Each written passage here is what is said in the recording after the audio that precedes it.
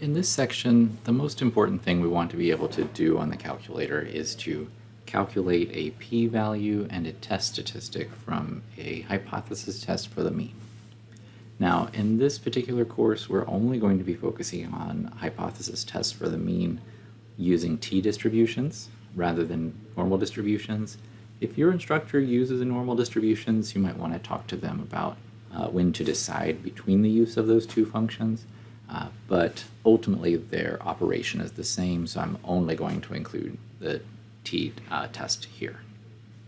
So that's the function that we would use, t-test, and we locate it by pressing the stat key and sliding over to our tests submenu, and it's probably the second option down for you, t-test.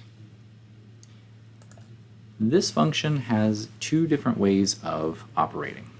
One is through the use of a set of data that's provided, and the other is through the statistics of a set of data.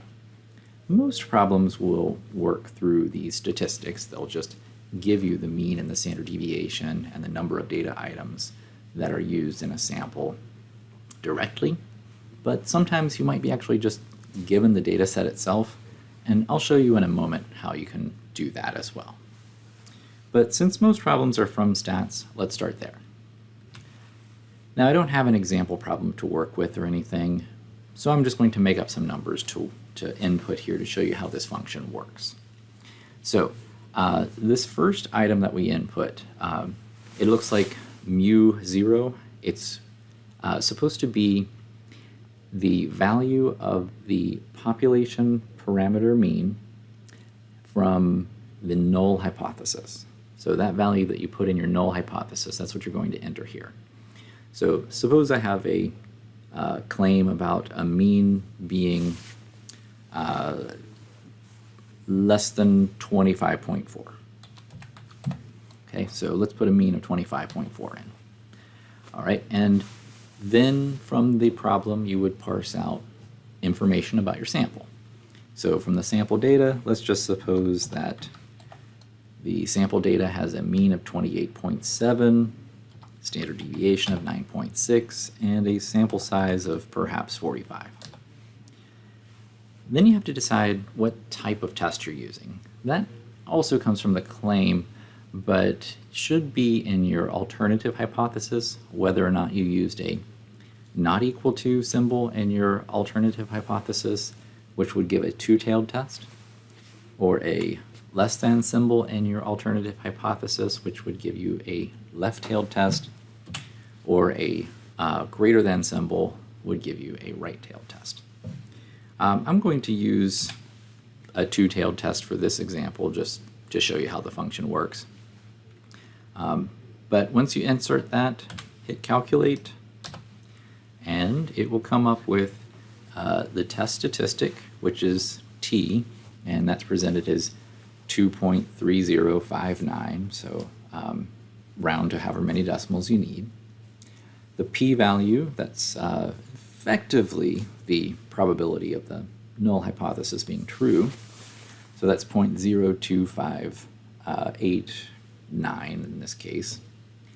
And then it repeats for you the mean, standard deviation, and the sample size. So that's the basic operation. And it used a two-tailed test to come up with the p-value here. You do need to pay attention to the type of test that you need, because if we had chosen, say, a left-tailed test, that's going to have an effect on the p-value. So, for instance, the t-test statistic is still the same, but the way we calculated the probability, the area under the curve of the shaded region here would be much greater. So take that into consideration and make sure you're careful there. Now, in addition, you could be working a problem that starts with a set of data. So rather than giving you statistics like a mean, standard deviation, and a sample size, it might just give you a set of data in a problem and ask you to calculate, or perform a hypothesis test. And you can do that as well, but the inputs change.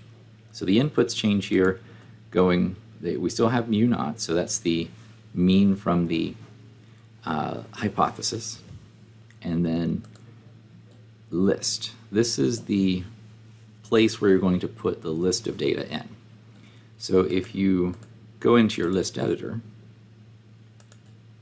you can insert a set of data in L1, or really any list, but it's probably easiest just to use L1.